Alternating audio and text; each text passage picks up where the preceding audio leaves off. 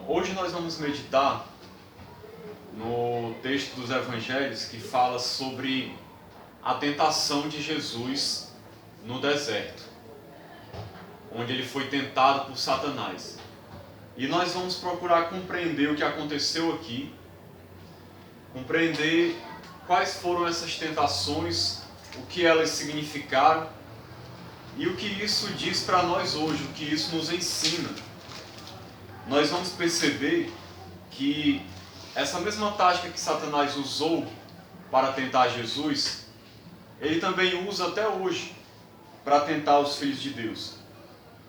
E com isso nós podemos aprender muitas coisas importantes na nossa vida, para que a gente não caia nessas armadilhas, assim como Jesus não caiu, que a gente venha seguir o seu exemplo e permanecer firme diante das tentações do diabo. Porque o fato é, elas vão surgir. Mais cedo ou mais tarde, o diabo ele vai tentar nos derrubar. Todo aquele que deseja seguir a Cristo pode ter a certeza de que ele vai ser alvo de Satanás. Ora, se Satanás não poupou nem Jesus, até Jesus foi alvo do diabo. O inimigo tentou ali derrubar Jesus antes mesmo dele começar o seu ministério propriamente dito. Satanás queria ali destruir ele, destruir o seu ministério para que ele não se tornasse aquilo que Deus queria que ele se tornasse. Então, se o diabo fez isso com Jesus, tentou a ele dessa maneira, imagine a nós, que somos falhos, que não chegamos nem aos pés de Jesus, porque Jesus era um homem perfeito, sem pecado. Então que a gente possa aprender, através desse texto, a permanecer firme através da vida, das dificuldades, nas tentações que porventura vierem a acontecer, porque com certeza elas vão acontecer. Então vamos lá, vamos ler primeiramente Mateus 4, versículo de número 1. A palavra de Deus diz assim: a seguir foi Jesus levado pelo Espírito ao deserto, para ser tentado pelo diabo. Vejam que coisa interessante. O texto começa dizendo que Jesus foi levado pelo Espírito ao deserto.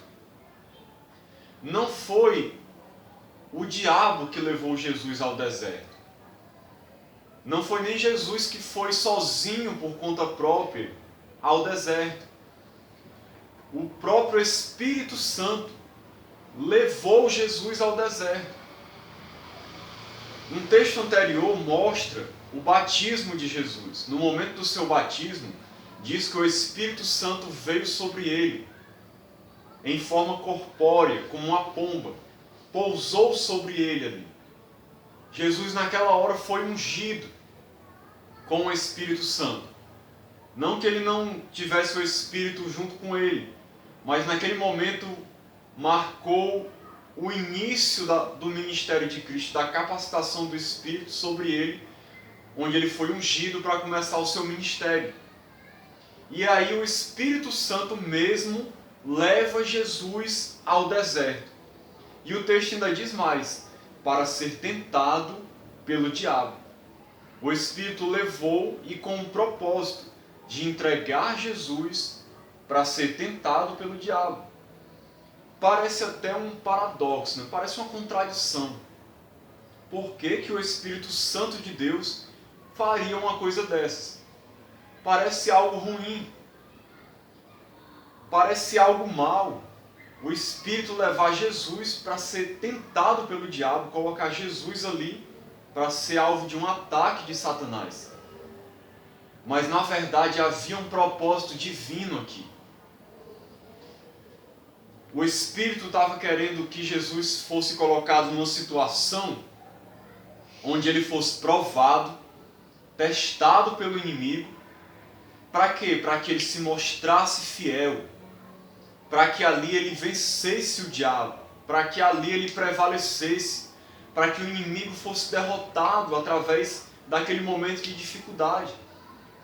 E o nome do Senhor fosse glorificado. Havia um propósito divino ali. De naquele momento de batalha espiritual, que Jesus prevalecesse e o inimigo fosse envergonhado.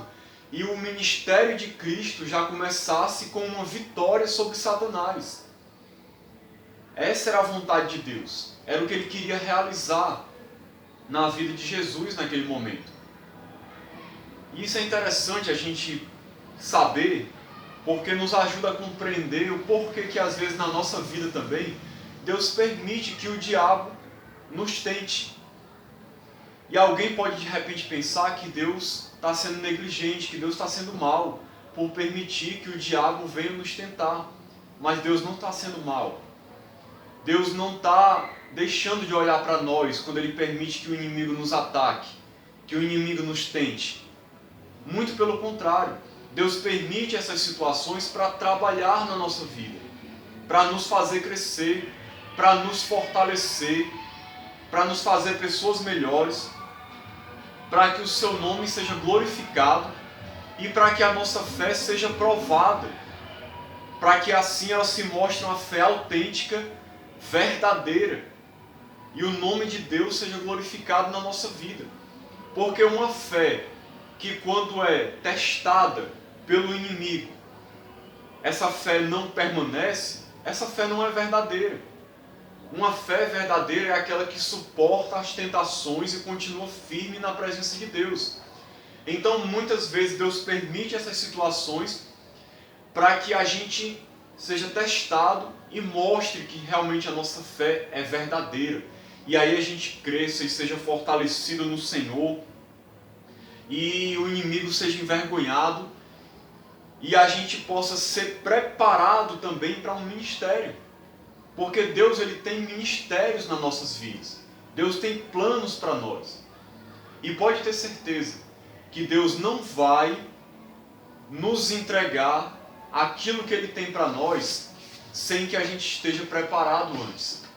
E muitas vezes essa preparação de Deus para uma obra que Ele deseja realizar através da nossa vida, essa preparação inclui ser testado, ser até mesmo tentado pelo inimigo, porque Deus quer nos fortalecer, Deus quer nos preparar para uma grande obra. Nós não podemos realizar algo grande, algo maravilhoso que Deus quer nos entregar sem estar preparados. E esses momentos de tentação, eles nos preparam, eles nos fazem crescer, eles nos fazem ficar fortes em Deus, firmados em Deus. É no momento da luta, é no momento da batalha espiritual, da guerra contra o inimigo, que a gente se fortalece na fé, que a gente cresce, fica firme, fica bem para poder exercer o ministério. Deus não chama pessoas para começar uma obra sem que essas pessoas estejam preparadas. Deus não pode entregar algo, uma responsabilidade para alguém de qualquer maneira e deixar que essa pessoa comece a realizar algo sem ela estar preparada para isso. Por quê? Porque senão vai dar errado. Porque senão ela não vai conseguir perseverar. Ela não vai conseguir ir em frente. Ela vai desistir. Quando chegarem os momentos difíceis, de lutas, de ataques de Satanás, no decorrer daquela obra, a pessoa não vai suportar, ela não vai aguentar, porque ela não foi preparada antes.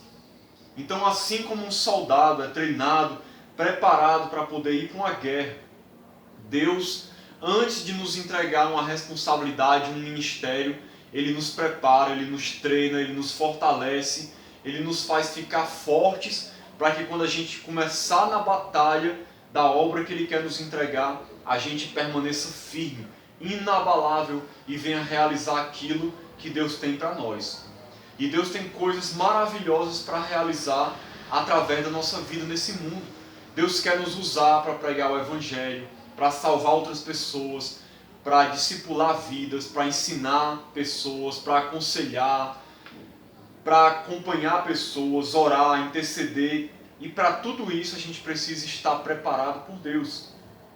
Então, assim como Ele fez com Jesus, preparando Jesus aqui para o início do seu ministério, pode ter certeza que Ele vai fazer conosco também, para que a gente possa estar preparado para a obra que Ele tem nas nossas vidas. Então o versículo 2 de Mateus 4 diz que depois de jejuar 40 dias e 40 noites, teve fome. Então aqui Jesus estava jejuando durante 40 dias. Quando ele fala 40 dias e 40 noites, uma maneira o dia que se refere à parte onde o sol está brilhando e à noite depois que o sol se põe. Mas aqui são 40 dias. Então ele passou 40 dias sem comer nada, sem se alimentar. O texto não fala se ele bebeu água ou não. Isso aí, se a gente for querer entender, a gente só vai poder especular, fazer conjecturas. Não dá para afirmar se ele bebeu água ou não, mas é provável que ele tenha bebido. Ou não, pode também, de maneira sobrenatural, ele não ter bebido, mas isso não é o mais importante. O texto fala que ele ficou sem se alimentar e por isso depois de 40 dias ele teve fome, ou seja, ele estava vulnerável fisicamente. O seu corpo estava debilitado. No seu corpo ele estava abatido, ele estava fraco. Fisicamente ele estava abalado. E aí o que acontece? Nós vamos ver que depois disso o diabo aparece para tentar Jesus. Então o diabo não aparece, pelo que o texto mostra aqui, logo no início. Ele espera Jesus ficar debilitado, ao final de 40 dias, para poder tentar Jesus. O texto de Marcos 1,13 diz que ele estava com as feras. Isso aqui provavelmente falando num sentido literal de que Jesus realmente estava no deserto, num local perigoso, onde haviam animais selvagens, onde ele corria até um certo risco de ser atacado. Mas também isso pode ser uma referência a algo espiritual, dando a entender que haviam seres espirituais, demônios, rodeando Jesus, com o intuito de atacá-lo, de cercá-lo e de fazer um ataque contra ele. Agora nós vamos ler o versículo 3, onde começa o relato da tentação propriamente dito.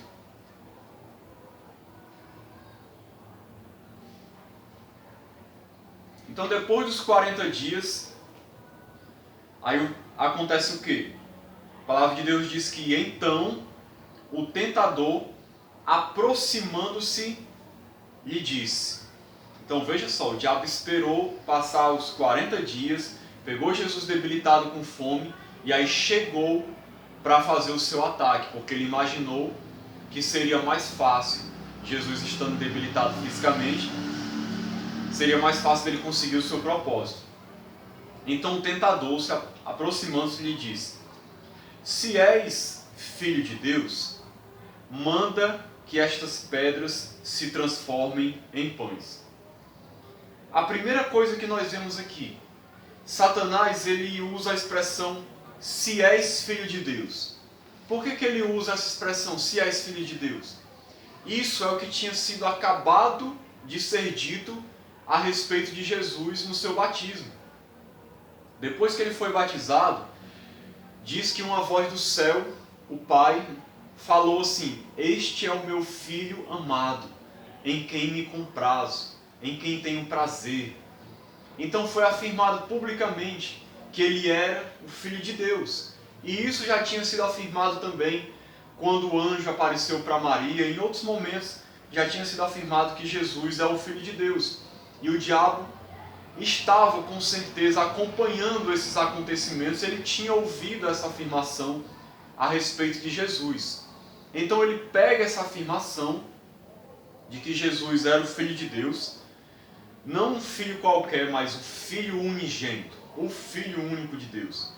E aí ele vai e usa isso.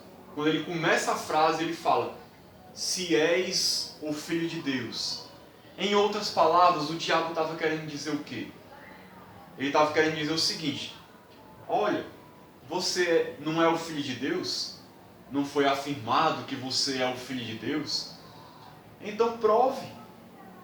Mostre aí que você é o Filho de Deus. Eu quero ver uma prova, eu quero que você tenha agora uma atitude para mostrar quem você é.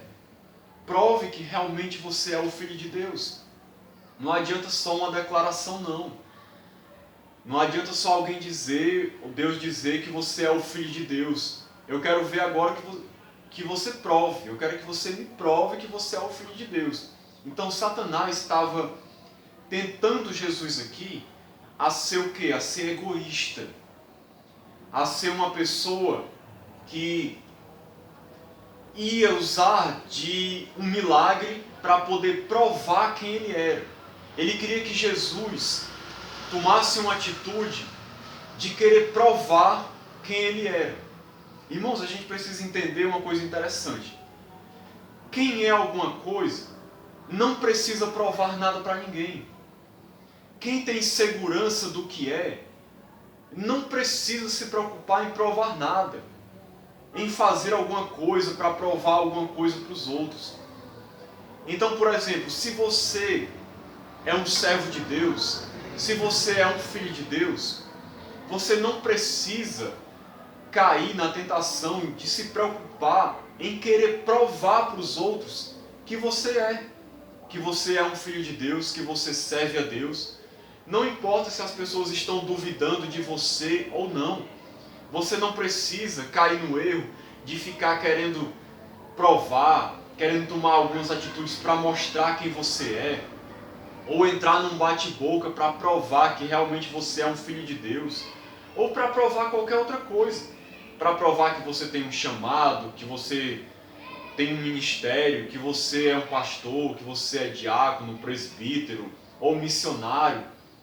Você não precisa estar se preocupando em provar isso para ninguém. Nós temos que ser pessoas que sabemos quem nós somos. A nossa consciência precisa estar tranquila diante de Deus de saber quem nós somos.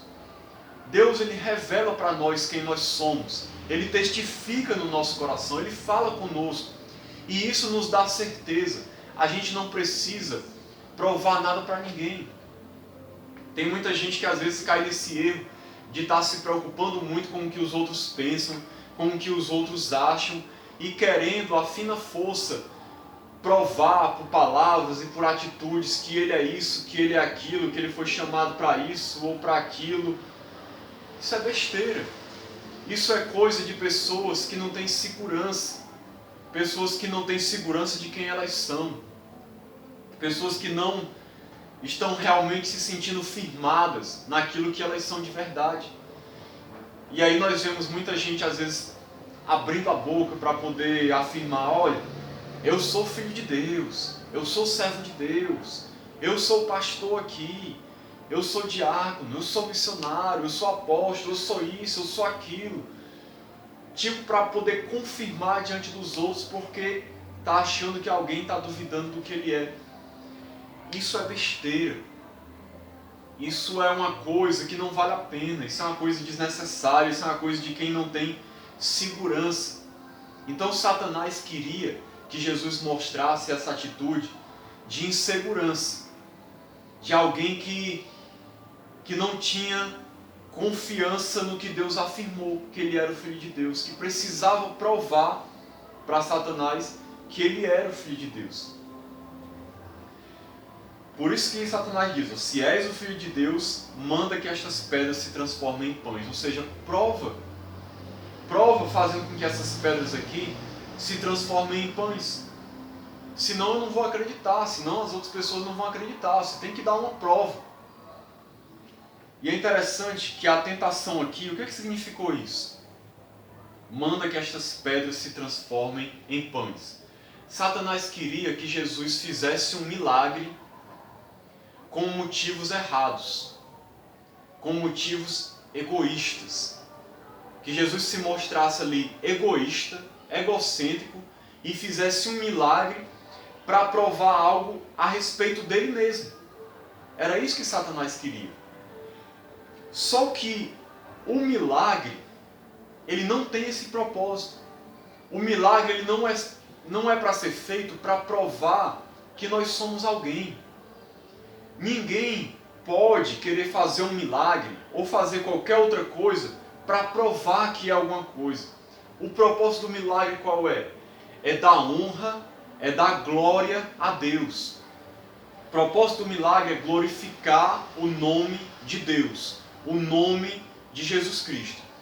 Todo e qualquer milagre, o propósito é esse, é dar glória a Deus.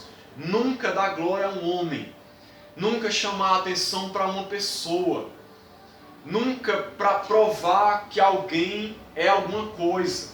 O propósito do milagre sempre é glorificar a Deus. Então, num sentido humano aqui, porque Jesus estava sendo tentado como um homem, na sua natureza humana, Satanás queria que ele usasse de um milagre para provar quem ele era. É o que muita gente hoje em dia às vezes faz. Muita gente quer usar os dons de Deus, quer pessoas que têm dons de pregar, ou de ensinar, de evangelizar, ou de curar, ou de fazer maravilhas, ou de falar em línguas, ou de interpretação de línguas. E tem muita gente que quer às vezes usar esses dons, profecia, seja qual for. Tem gente que quer usar esses dons com o propósito de se mostrar, de querer provar para os outros que ela é alguma coisa, que ela é filho de Deus, que ela é usada por Deus, que ela tem aquele dom. E aí, meu irmão, isso é algo maligno. Se alguém quer usar de um dom de Deus para querer se estabelecer, para querer provar que é alguma coisa, sem perceber, ela está caindo na tentação que o diabo lançou para Jesus, e Jesus não caiu, mas tem muita gente que está caindo nessa mesma tentação, porque o diabo ele continua ainda tentando as pessoas. Quantas pessoas não são tentadas pelo inimigo da seguinte maneira: olha, você tem que mostrar quem você é, você tem que mostrar os dons que você tem para que as pessoas vejam quem você é, para que você possa aparecer, ficar em evidência e provar que você tem esse dom, que você tem o chamado. E aí tem gente que às vezes quer fazer a obra de Deus, quer ser usado por Deus, e isso é errado? Não. Mas a pessoa quer fazer pelos motivos errados, com a motivação errada. Não de dar glória a Deus, mas de aparecer. Quantas igrejas hoje em dia não fazem supostos milagres, ou até verdadeiros milagres, com o propósito de fazer propaganda do seu ministério, propaganda da sua igreja, chamar a atenção para a sua igreja, ou chamar a atenção para si mesmo, para dizer: olha, eu sou homem de Deus, eu sou mulher de Deus, eu faço isso, eu faço aquilo, na minha igreja acontece isso, olha, na minha igreja tem milagres. Propósito errado, motivação maligna. Não é esse o propósito de se realizar milagres ou fazer qualquer outra coisa. O propósito de se realizar milagres é dar glória a Deus. Era justamente esse o erro que Satanás queria que Jesus cometesse, que Jesus usasse do seu poder para realizar um milagre, para se mostrar com uma motivação egoísta, de querer provar quem ele era, num sentido humano, para poder mostrar algo para as pessoas. E Jesus nunca fez milagre para poder receber glória humana, para querer ser admirado pelas pessoas, para querer que as pessoas o colocassem como um rei, como alguém que estava acima dos outros, num sentido humano, para receber glória humana, honra de pessoas. Jesus nunca fez um milagre com esse propósito. Todos os milagres de Cristo foram com o propósito de dar glória a Deus e de provar que o seu ministério era divino, não com o intuito de receber glória e honra humana, de ter algum status humano, de ser bajulado pelas pessoas aqui nesse mundo e conseguir algum tipo de privilégio aqui. Não, Jesus sempre fez os milagres com o propósito de dar glória a Deus. Por isso que ele não fez isso aqui, que o diabo queria, de transformar pedras em pães com o propósito de prover alimento para si mesmo. Não era uma motivação correta, por isso que ele não fez isso. É o que a gente vai ver agora no versículo 4. Jesus, porém, respondeu: está escrito, não só de pão viverá o homem, mas de toda palavra que procede da boca de Deus. Então o que acontece aqui? Jesus dá uma resposta para Satanás usando a palavra de Deus. Ele diz, está escrito. Jesus mostra aqui, primeiramente, um zelo pela palavra de Deus. A resposta dele está baseada naquilo que Deus diz. A maneira dele repreender o diabo é se firmando na palavra de Deus. É declarando, falando a palavra de Deus. Isso é até um ensinamento para nós, de que a maneira da gente rebater o inimigo, da gente contra-atacar os seus ataques, é usando a palavra de Deus. Se ele vem contra nós nos tentando, ou armando armadilhas, nós usamos a palavra de Deus como a nossa arma de ataque contra o inimigo. E aí Jesus diz, está escrito, não só de pão viverá o homem, mas de toda palavra que procede da boca de Deus. Jesus aproveita a oportunidade para dar um ensinamento, para registrar algo muito importante. O diabo estava aqui preocupado com o alimento físico. O diabo estava querendo que Jesus transformasse pedras em pães, em alimento físico. E aí Jesus aproveita a oportunidade para mostrar que existe algo muito mais importante do que um alimento físico. O diabo estava querendo que a atenção de Jesus se voltasse para a comida, porque Jesus estava com fome. E aí o diabo estava querendo que Jesus desse prioridade, importância demasiada ao pão, ao alimento físico. Que o foco de Jesus estivesse no que é material. Era essa a vontade do diabo.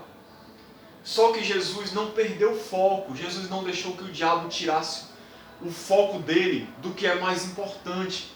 E aí ele traz essa lição, olha, o homem não vive só de pão, vive de toda palavra que procede da boca de Deus. O que Jesus quis ensinar? Existe algo muito mais importante. Nós não precisamos só de alimento físico para viver. A nossa vida precisa de alimento espiritual, do alimento que procede da boca de Deus, da palavra de Deus, daquilo que Deus diz, daquilo que Deus fala. Jesus estava querendo ensinar que nós temos um espírito, nós não temos somente um corpo.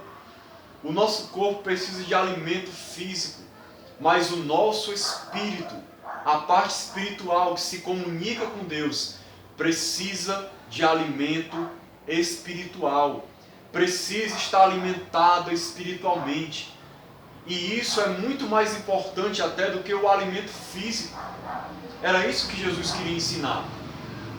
E aí, irmãos, nós vemos que geralmente no mundo as pessoas não percebem essa realidade e acabam caindo no erro de dar uma grande importância ao que é físico e esquecer do que é espiritual. Quantas pessoas hoje no mundo não estão apenas se importando com o que é material, com o alimento físico? Ninguém esquece de comer. Ninguém que tenha comida e que tenha condições esquece de se alimentar. Todo mundo se alimenta todo dia. A grande preocupação das pessoas no mundo geralmente é o quê? Em ter comida, em ter provisão, em ter alimento para si e para a sua família. O mundo se preocupa com isso. E é errado? Não. Mas qual é o erro? As pessoas só se preocupam com isso muitas vezes. A maioria das pessoas não está preocupada em como está o seu espírito. Muitas dessas pessoas estão com o seu espírito morto. O seu espírito está passando fome. Está sofrendo por inanição, por fome espiritual. E as pessoas só estão preocupadas com o alimento físico. Poucas pessoas são aquelas que percebem essa verdade, de que elas têm um espírito e que elas precisam alimentar esse espírito. A maioria das pessoas passa dias e dias sem alimentar o seu espírito com a palavra de Deus, sem comer desse alimento que procede da boca de Deus. A maioria das pessoas está morrendo espiritualmente.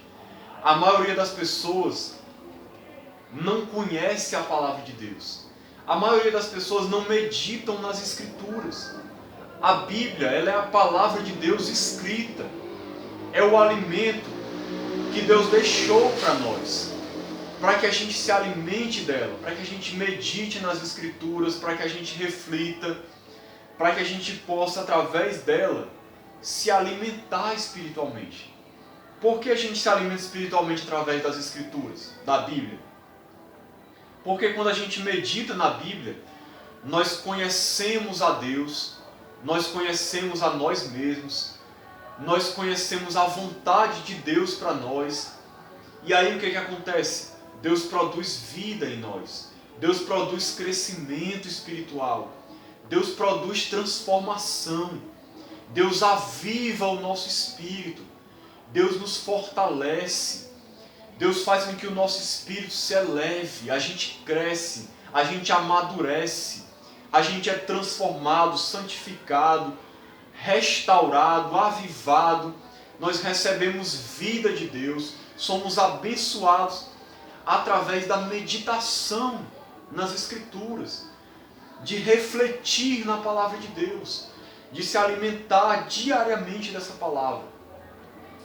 Então, se nós quisermos ser pessoas sábias, pessoas que estejam bem, não só no corpo, mas no espírito, a gente precisa entender essa verdade que Jesus ensinou, que nós não vivemos só de pão, nós vivemos também da palavra de Deus. Se a gente não se alimentar da palavra de Deus, nós estamos destinados a morrer espiritualmente.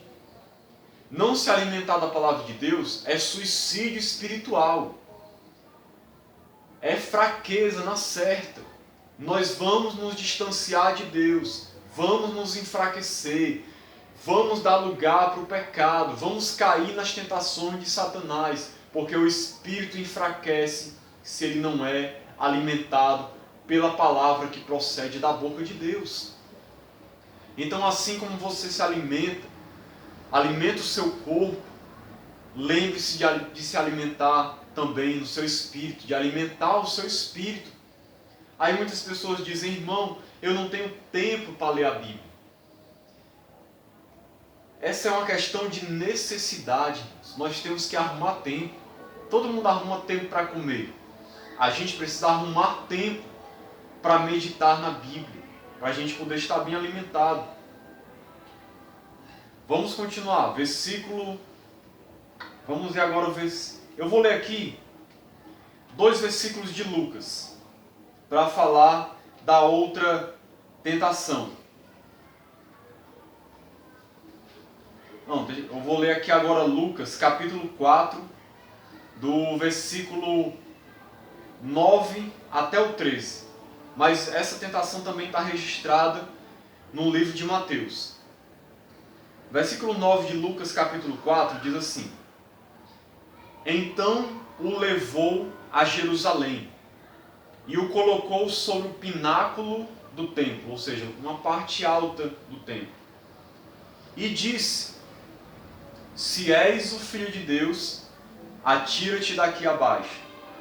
Perceba mais uma vez a mesma tática. Mais uma vez, o diabo quer mexer com o ego de Jesus. Quando ele fala: se és o Filho de Deus, ele está querendo mexer com o ego de Jesus, querendo que Jesus provasse que ele era o Filho de Deus, cometendo uma atitude errada. É como geralmente as pessoas fazem umas com as outras, dizendo dessa maneira: olha, se você é homem, faça assim, assim, assim. Olha, mostre que você é homem, que você tem coragem, e faça isso. Quero ver agora se você é homem mesmo. Isso é uma maneira de mexer com os brios da pessoa, de mexer com o seu ego, para que a pessoa seja levada a querer se autoafirmar. a querer provar que é alguma coisa. Essa era a tática de Satanás aqui, querer mexer com o ego de Jesus. Só que Jesus não se deixava levar por esse jogo dele. E aí ele diz, atira-te daqui abaixo. Por que Satanás fala isso para Jesus? Ele vai explicar. Ó. Versículo 10. Porque está escrito, aos seus anjos ordenará a teu respeito que te guardem, e eles te susterão nas suas mãos, para não tropeçares em alguma pedra. Vejam só que interessante, irmãos. Olha como Satanás é ardiloso. Olha como ele é malicioso. Como ele tem inteligência e como ele sabe usar de artimanhas, de artifícios para fazer as pessoas caírem em tentação. Jesus tinha citado a palavra de Deus na primeira tentação. Jesus disse, está escrito. E aí o que acontece? Satanás viu que Jesus dava importância à palavra de Deus. O que ele faz na segunda tentação? Ele continua com a sua tática de querer mexer com o ego de Jesus. E aí ele usa a palavra de Deus. O Salmo 91. Que é onde está escrito isso aqui. Tem muita gente que pensa que Satanás tem medo do Salmo 91. Né? Pensa que se tiver uma Bíblia em casa aberta no Salmo 91, aquilo ali vai afastar todos os demônios da casa. Isso é superstição, irmãos. Satanás não tem medo de uma Bíblia aberta no Salmo 91. Satanás tem medo do Deus que inspirou o Salmo 91. Isso sim. Satanás não tem medo de ver uma Bíblia ali aberta no Salmo 91 ou de ouvir o Salmo 91 sendo citado. Ele não tem medo disso. Ele mesmo citou o Salmo 91. Citou com um propósito maligno, com um propósito de querer fazer Jesus cair. Veja só, o ponto em que o diabo chega para querer atingir um propósito. Ele cita a palavra de Deus. Citou a palavra de Deus, querendo usar a palavra de maneira errada, para levar Jesus a cair. Veja só que interessante, irmãos, isso aqui, porque é exatamente o que os falsos profetas e o que os falsos mestres fazem nos dias de hoje, inspirados por Satanás. Eles usam a palavra de Deus como um meio de levar as pessoas a tropeçarem. E aí tem gente que não se liga nisso. Tem gente que pensa, não, ele está usando a palavra, está usando a Bíblia. Sim, e daí? A Bíblia pode ser usada de maneira errada. A Bíblia pode ser usada com propósitos malignos. A Bíblia pode ser usada para enganar. Usada que eu digo é você pegar a Bíblia e distorcer a Escritura e usar ela de uma maneira errada, distorcida, com um propósito maligno. Isso pode acontecer. O diabo estava fazendo isso. Os falsos profetas fazem isso, os falsos mestres. E tem enganado a muitos. Tem levado muitas pessoas a errarem, usando a Bíblia. E aí as pessoas pensam que porque a Bíblia está sendo usada, então está tudo bem. Não está tudo bem não. Tem que analisar o que está sendo dito. Satanás estava usando o texto aqui do Salmo 91 para fazer Jesus pecar contra Deus. Veja que interessante, ele usa um texto fora do seu contexto para poder levar Jesus a pecar, para levar Jesus a se levantar contra Deus. É por isso que Jesus, no versículo 12, vai dizer assim, respondeu-lhe Jesus, dito está, ou seja, está escrito também, está dito, não tentarás o Senhor teu Deus. Jesus usa de novo a Escritura, dizendo para o diabo, está escrito, está dito, não tentarás o Senhor teu Deus. Ou seja, Jesus estava dizendo o quê? Não é certo tentar a Deus. Não é certo pôr Deus à prova. Não é certo querer testar a Deus. Porque era isso que Satanás queria que Jesus fizesse.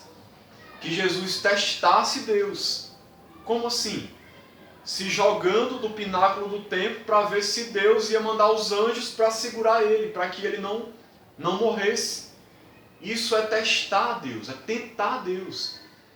Tipo assim, olha, Deus, eu vou me jogar aqui, está escrito que o Senhor vai mandar os teus anjos para me guardar, pois então eu vou me jogar para ver se realmente é verdade isso aí que o Senhor está falando. Isso é querer tentar Deus, querer testar Deus, e isso é pecado. Isso é pecado, irmãos. E muita gente também, nos dias de hoje, cai nesse tipo de tentação. Muitas pessoas hoje estão querendo tentar Deus, querendo testar Deus. Como assim? Quantas pessoas hoje não estão dizendo coisas do tipo assim: olha, Deus, eu não tenho condições de comprar aquela casa, mas eu creio pela fé que o Senhor vai me dar condições. Eu vou comprar, eu não sei como é que eu vou pagar, mas a tua palavra diz que tu és o Deus que provê as minhas necessidades, provê o que eu preciso. Então, eu não quero nem saber, eu vou comprar e o Senhor vai pagar. O Senhor vai me dar condições de eu ter dinheiro para ter aquela casa. Isso é fé? É não, irmãos. Isso é tentar a Deus. Isso é prepotência. Isso é arrogância. Isso é querer pôr Deus à prova. É querer pôr Deus na parede. É dizer, olha Deus, eu vou fazer isso aqui e o Senhor se vira para me dar condições de pagar. Olha, eu sou filho de Deus, eu vou comprar isso aqui porque eu tenho o direito de ter isso, de ter uma casa, de ter um carro, e o Senhor me dê dinheiro, me dê condições de eu pagar. Isso é tentar a Deus. Isso parece uma atitude de fé, mas não é. Isso é uma atitude imprudente. Isso é um pecado, isso é tentar a Deus. Tem muitas pessoas que fazem coisas do tipo também: ah, tem alguém doente ali, eu vou declarar aqui a cura na vida daquela pessoa. Eu vou dizer, olha, você está curado em nome de Jesus. E a palavra de Deus diz que Deus cura os doentes. Então, Deus vai se virar para te curar. Eu vou declarar aqui a tua cura e Deus que se vire para realizar a cura na tua vida. Isso é fé? Não, irmãos. Isso é tentar a Deus. É querer pôr Deus à prova. É querer que Deus fique obrigado a realizar uma coisa porque eu estou falando e estou determinando e dizendo que tem que ser feito, que ser realizado. Isso é tentar a Deus. Quer ver um outro exemplo? Eu moro num bairro perigoso, onde tem muito assalto, assassinato, e aí eu estou meia-noite vindo do trabalho, e aí eu sei que um determinado caminho é perigoso, mas aí eu sei que existe um outro caminho melhor, mais longo, mas é melhor. Aí eu penso assim, não, eu vou por aquele caminho mais curto ali, é mais perigoso, mas Deus está comigo. Os anjos do Senhor estão acampados ao meu redor. Eu não tenho medo de nada. Eu vou por aqui mesmo. Eu não quero nem saber se tem ladrão, se tem assassino. Isso é fé? É não, irmão. Isso é tentar a Deus. Isso é imprudência. Isso é arrogância. Isso é prepotência. É você agir com imprudência e querer que Deus resolva o problema para você. Isso não é fé. Isso é tentar a Deus. Isso é pôr Deus à prova. E era isso que o diabo queria que Jesus fizesse. Que Jesus se jogasse do templo para provar que ele era o Filho de Deus e para provar que Deus mandava os anjos para guardar ele. Então Jesus não ia cair numa dessas, porque Jesus sabia que tentar a Deus, pôr Deus à prova, é pecado. Como é que a gente deve agir então? Nós devemos agir sempre conforme a orientação de Deus, conforme a vontade de Deus, agir com prudência. Se Deus disser para eu fazer alguma coisa, eu faço. Se Deus disser para eu falar, eu falo. Se Deus não disser, eu não falo, eu não faço. E aí eu ajo com prudência, com sabedoria, procurando evitar o mal, procurando evitar alguma situação que eu não sei se vai agradar a Deus. E não querer pôr Deus à prova. Entrar numa situação e querer que Deus resolva depois. Isso é tentar a Deus. Tem muita gente que cai nesse pecado hoje. É tentado pelo diabo da mesma maneira e cai nesse tipo de pecado, querendo pôr Deus à prova. Vamos para a terceira tentação, para a gente finalizar. O versículo 8 de Mateus diz: levou ainda o diabo a um monte muito alto, mostrou-lhe todos os reinos do mundo e a glória deles. Então olha que interessante. Jesus é levado a um monte muito alto. Não dá para saber ao certo aqui se isso foi numa visão ou se foi literalmente. É provável que isso tenha sido uma visão, ou então algum monte que havia lá perto. Pode ter sido literal a subida ao monte. Mas a visão de todos os reinos do mundo, com certeza isso aqui foi uma visão. Foi algo que aconteceu ali, que o diabo fez com que fosse visualizado a glória e os reinos do mundo. Então o diabo ele tem um certo poder de fazer certas coisas. Então ele mostra para Jesus ali a glória dos reinos do mundo. Os reinos do mundo e a glória deles. Numa visão, ele literalmente ali não dava para Jesus ver. Jesus estava no deserto. Mas o diabo faz com que haja uma visão ali para que Jesus tivesse um vislumbre da glória do mundo, dos reinos do mundo. Aí fala o que para ele? Disse-lhe o diabo. Está registrado aqui, eu vou ler Lucas 6, capítulo 4, versículos 6 e 7. Disse-lhe o diabo: dar-te-ei toda esta autoridade e a glória destes reinos, porque ela me foi entregue e a dou a quem eu quiser. Olha só o que o diabo diz para Jesus. Aí vem a grande questão, será que isso era verdade ou não? Nós sabemos que o diabo é o pai da mentira, né? Será que realmente isso que ele estava oferecendo para Jesus, ele poderia dar essa autoridade, essa glória destes reinos humanos? Nesse ponto aqui, eu creio que era verdade. Ele realmente podia oferecer isso para Cristo. Era uma tentação real, ele estava realmente oferecendo isso para Jesus. E alguém pode se perguntar, mas ele dominava os reinos desse mundo? Sim, isso aqui que ele disse realmente é verdade, quando ele disse assim, porque ela me foi entregue e a dou a quem eu quiser. A glória destes mundos, destes reinos, estes reinos e a glória deles, foi dada para Satanás? Foi. Infelizmente. Por quem? Pelo homem. Depois que o homem pecou e se afastou de Deus, tudo aquilo que o homem constrói nesse mundo, distante de Deus, ele acaba dando aquilo para Satanás. Por quê? Porque ele é escravo de Satanás. O homem e a mulher distante de Deus, ele é escravo do diabo. Ele faz a vontade do diabo. E aí tudo aquilo que ele conquista, ele acaba dando para Satanás, deixando tudo aquilo também debaixo da influência maligna. E muitas vezes ele chega a conquistar essas coisas com a ajuda de Satanás, com a ajuda realmente do inimigo. Eu já ouvi até falar de relatos de pessoas que servem ao diabo, que falam de como o diabo realmente ele gosta de dar essas coisas para os seus servos: riquezas, glórias, fama, sucesso. Quantas pessoas não fazem pactos com o inimigo para poder receberem essas coisas? E o diabo realmente dá essas coisas para as pessoas.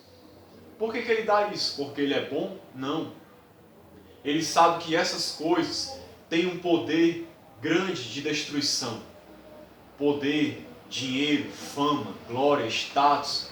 Isso tudo tem um poder de corromper as pessoas. Então o diabo dá isso com o maior prazer para as pessoas, porque elas se corrompem mais ainda.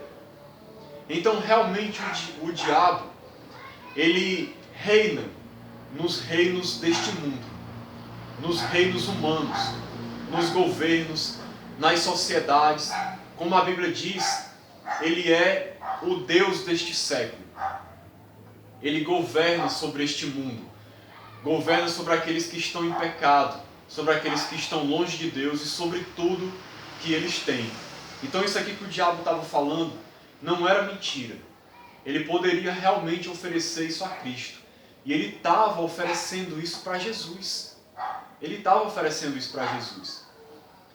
Interessante, por que ele oferece isso aqui para Jesus? Nós temos que entender que o diabo sabia, ele já tinha ouvido falar da missão de Jesus Cristo, que era ser rei. Tinha sido dito pelo anjo quando Jesus ia nascer. Antes de Jesus nascer, o anjo disse que Jesus vinha para reinar, ser o rei de Israel. Que o seu reino não teria fim. Então o diabo ele tinha ouvido tudo isso. Ele sabia que Jesus era o Messias esperado.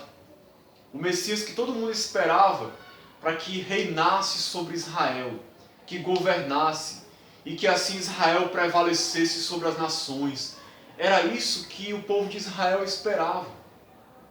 Era essa a visão que o diabo também tinha do Messias, de que ele ia ser um governante terreno, que ia levar Israel a dominar as outras nações e prevalecer sobre os outros reinos e ser um governante poderoso como foi Davi. O diabo sabia disso. Embora o reino de Jesus não fosse terreno, mas o diabo ele imaginava que ia ser dessa maneira, assim como o povo de Israel pensava. E aí o que o diabo estava querendo fazer aqui com Jesus? Ele estava querendo antecipar, para que Jesus não já recebesse logo de mão beijada. Em outras palavras, o diabo estava dizendo assim para Jesus: olha, não precisa você se preocupar em querer ter o trabalho de querer conquistar a atenção das pessoas, para você poder se tornar o rei de Israel e poder ter a glória deste mundo, poder reinar, dominar sobre tudo. Você ainda vai ter uma caminhada longa para poder fazer isso. Você ainda vai ter que convencer as pessoas até você poder chegar lá. Deixa eu fazer um acordo com você. Eu te dou isso agora. Te dou aqui de mão beijada. Isso tudo está nas minhas mãos aqui. Eu estou te oferecendo, eu te dou. Ou seja, ele estava querendo que Jesus, ele estava querendo comprometer a missão de Jesus, a sua missão como Messias. O intuito do diabo aqui era fazer com que Jesus não realizasse pelos meios divinos aquilo que ele tinha para realizar, mas que ele recebesse de mão beijada de Satanás os reinos desse mundo. E aí Satanás queria o quê? É o que ele diz no versículo 7. Portanto, se prostrado me adorares, toda será tua. Ou seja, em outras palavras, Jesus, eu te dou tudo. Não precisa você se preocupar com nada, ter trabalho nenhum, de querer conquistar nada, de ter a atenção do povo. Eu te dou tudo. Os reinos do mundo, a glória toda. Só tem uma condição.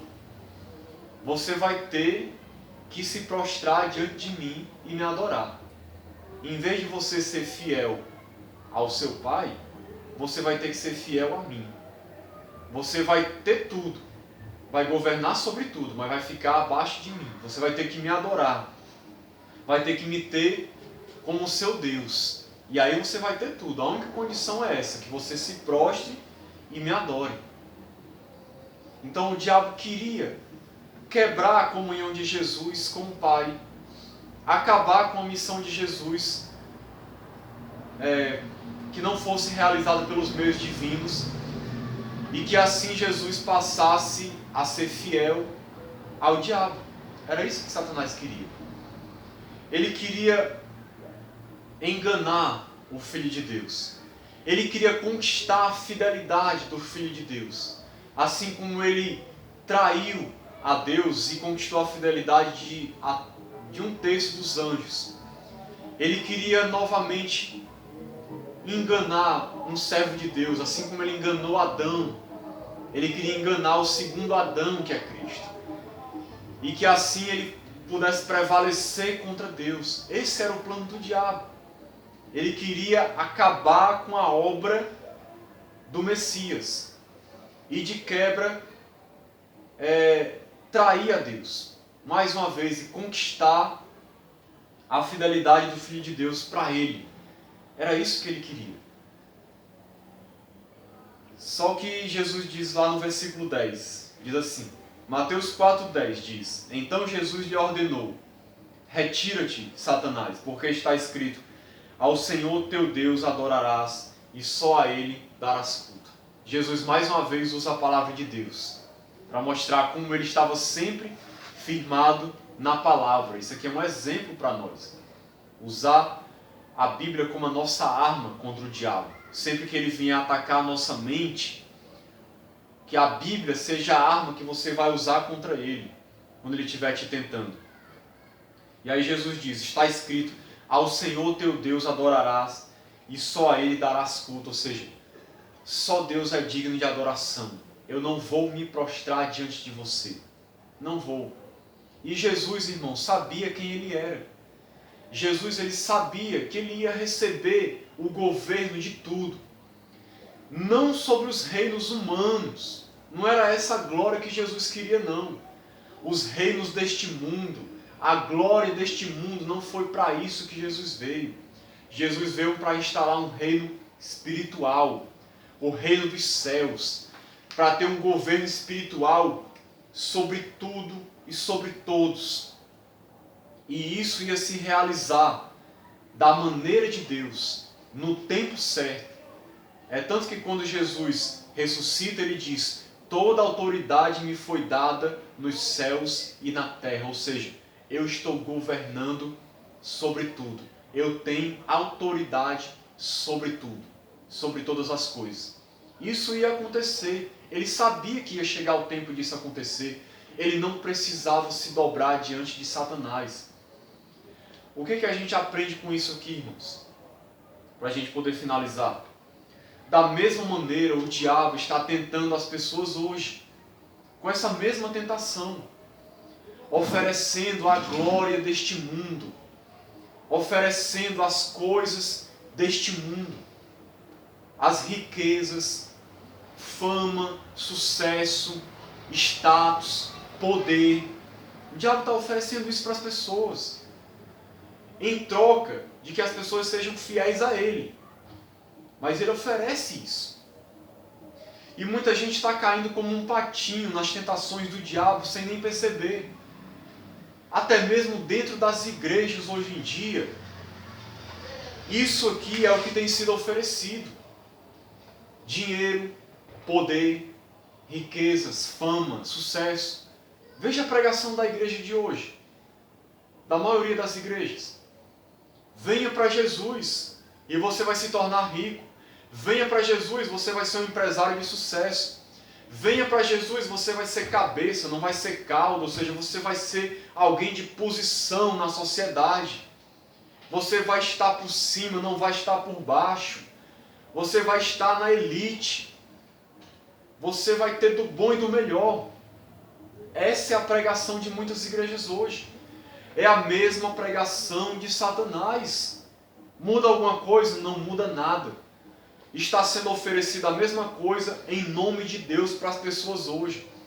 Deus, ele nunca prometeu isso. A mensagem do Evangelho não é essa.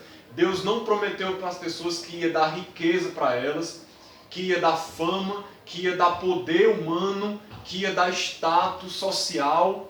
Deus não prometeu isso para as pessoas. Deus prometeu salvação, vida eterna, perdão de pecados, restauração, morada no céu, comunhão com Deus, reconciliação, amizade com Deus, presença do Espírito na vida das pessoas, vida de santidade, vida transformada, vida na presença de Deus, de comunhão. Foi isso que Deus prometeu. Essa é a promessa de Deus, essa é a mensagem do Evangelho. Isso que está sendo oferecido por aí é o que o diabo ofereceu para Jesus na tentação no deserto.